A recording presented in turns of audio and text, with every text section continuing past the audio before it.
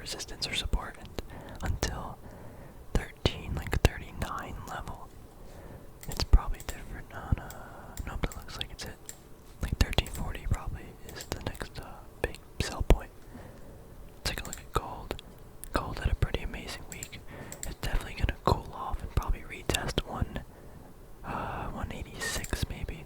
This is literally the all-time high on gold. So some type of retest is almost inevitable. There's like a 99% chance, in my opinion, it's gonna retest. So we'll see that. So we'll see what happens. Silver again shot. Oh wait, this was silver at the beginning of the week, was it? Silver literally is up 15% last week. That's insane. And look at this. Oh wow, it actually held above on Friday. 26 bucks. Wow. I'm kind of expecting more of a pullback here, or more of a consolidation at this price. It just can't go up that fast, but we're still gonna see a lot of movement in silver, in my opinion. Next price target I have is 33. I actually, I took off a lot of shares, not took off a lot of shares, but I took off shares around here, then I added them back up here. I'm kind of dumb, but yeah, I always buy stuff in the worst time, but I guess I have the time frame in mind, and I do think we're gonna see a lot higher move in silver. Next big price target's probably like around $30. This is the psychological level. I'm just gonna mark it because if I don't do it, I'm gonna forget. That's the next price target. I actually bought not a lot, but some physical silver over the weekend. I guess it still is the weekend, so like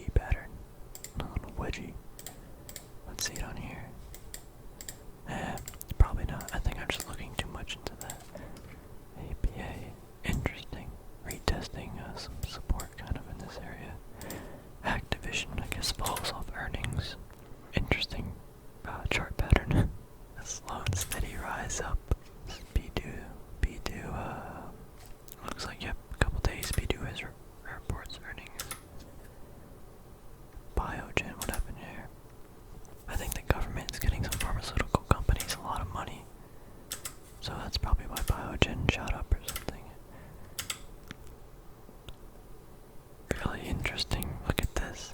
This thing hasn't like moved. Look at all that. Look at all that selling. All those selling wicks. That's crazy. Look at all that. That's funny. It's interesting to look at least. Let's see. I don't really see too much. My thing is like if I don't see it in like a minute or like a couple seconds, like I don't want to trade it. I have to at least see something. Disney shoots off of earnings as I sell. Unfortunate, but it's just the name of the game. Duncan, they didn't report earnings. They report tomorrow. Oh no, Duke Energy, my bad. Reports earnings tomorrow. Let's see what they do. I did want to take a position in that, but I don't know. It is what it is. I can't now, buy it off earnings or whatever. FedEx, that's interesting. I guess, yeah, because UPS shot up, FedEx shoots up. Makes some sense, I guess. Interesting. Gilead Science, ticker GILD, 2 standard deviation zone on a 6-month time frame.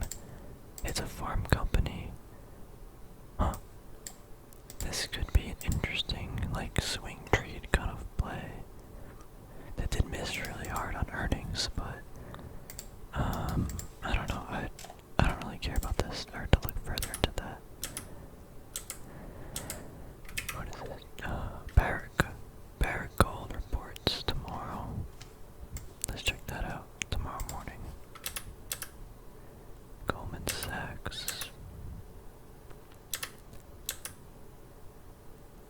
I'm not really seeing anything I really like. Intel's gonna continue to get slapped, probably. Kimberly Clark moved a lot. This thing's a mess. I think it's our Kodak. What a piece of garbage. McDonald's. Nope. MGM. Oh, 3M's doing pretty well, or at least this last week did pretty well. Netflix. This looks like a breakdown pattern if it can't hold.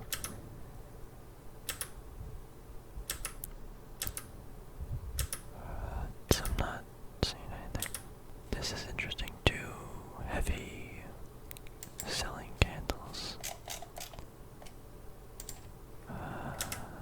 Prudential Center with the big boy slab. So from like a technical candle point of view, this is very bullish. But I don't know. It's not something I would trade off of. Again, it's more of a thing I would take a look at if something, it's like another indicator that it might move up. Roku. I always get burned on Roku.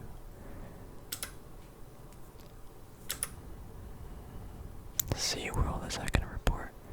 Wow, alright, tomorrow is some nice earnings. So basically just going to be playing the earnings tomorrow morning. Like there's no reason to like, all these chart patterns are kind of poopy, right? Not poop, but they're not, nothing's looking appetizing. If SpaceX does hit this like $15 range, I might consider it. Maybe not. If it's 14, definitely, but 15 I'm going to be watching. Oh, SPG reports aftermarket. Steel Dynamics.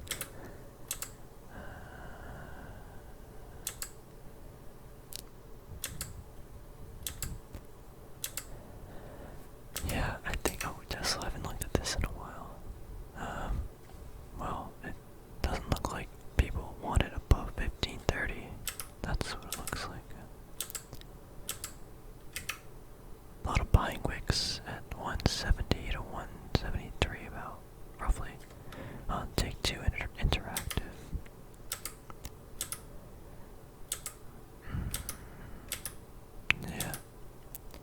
Yeah, so it looks like I'm just gonna be watching earning this. Wait, look at this.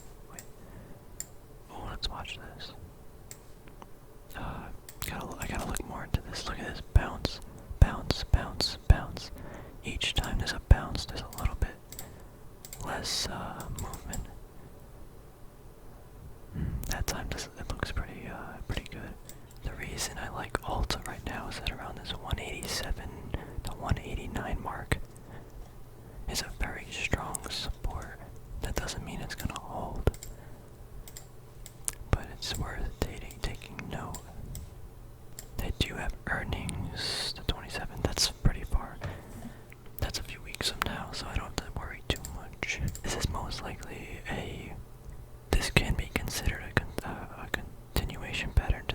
downside if it fails this level.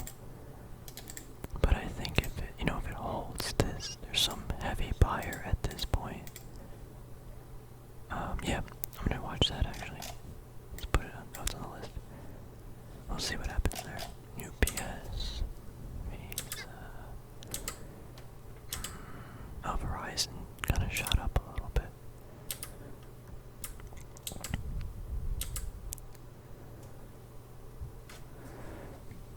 Workhorse is interesting. Look at these buyers at around this level, or this price.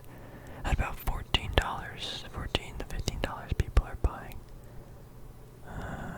The volume has dried up a lot. This looks like just an explosive move. I'm not gonna watch it, but we'll see.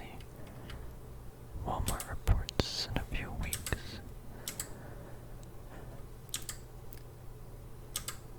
I think that's it. Yep. Okay, so there's a lot of earnings tomorrow. We got CGC in the morning. We got Duke, GOLD. We got SeaWorld. There's probably a lot more on the list. I'm gonna watch them. I usually check CNBC or the Wall Street Journal to see who reported and how well they did, and check the price and see what people thought. So I'm gonna do that in the morning. As of right now, there is no real trade I'm interested in, but day trades and some little scalping moves in between like earnings. That's what I'm gonna be interested in, especially for tomorrow. But for swing trades, I'm not gonna do really much. Alta does seem appetizing, but it needs to fall about 6% more. No Duke. No. Yeah, AMD and Neo aren't really looking too appetizing. I thought it would if it broke at, and this is the all-time high in Neo still, so at this level something's kind of got to give, but so far it looks like the sellers are winning. But yeah. Anyway, thank you guys for watching, and I'll see you guys in the next